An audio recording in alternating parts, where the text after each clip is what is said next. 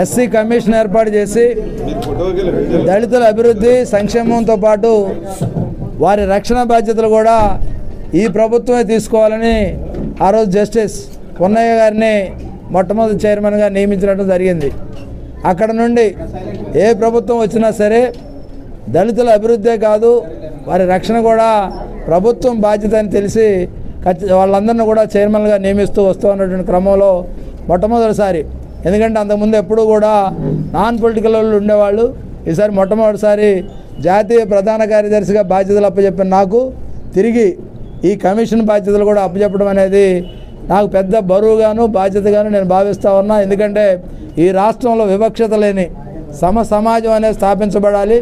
చంద్రబాబు నాయుడు గారి కలలు P4 విధానం ఏదైతే ఉందో ఆ P4ని దళితుల అభివృద్ధి కోసం ఉపయోగించే విధంగా చర్యలు తీసుకోవటం, దాంతోపాటుగా ఏ రాష్ట్రంలోనైనా సరే శాంతి భద్రతలతోనే ముడిపడ్డాయి అంటే అది దళితుల మీద దాడులు జరిగినప్పుడే శాంతి భద్రతలు అనేవి కరెక్ట్గా ఉన్నాయని భావించాలి.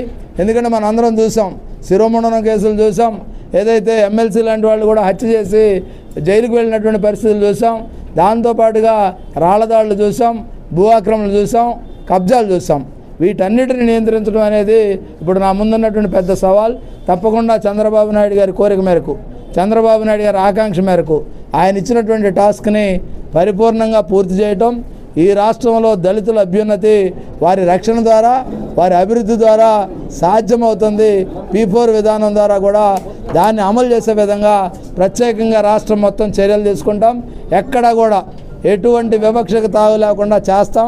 దాంతోపాటుగా కొంత విచారకరమైనప్పటికీ, ఎందుకంటే త్వరలో నేను బాధ్యతలు చేపట్టిన దగ్గర నుంచి కూడా రాజ్యాంగ బాధ్యత కాబట్టి ఏ పార్టీకి సంబంధించని వ్యక్తిగా ఉన్నటువంటి పరిస్థితి ఉంటుంది.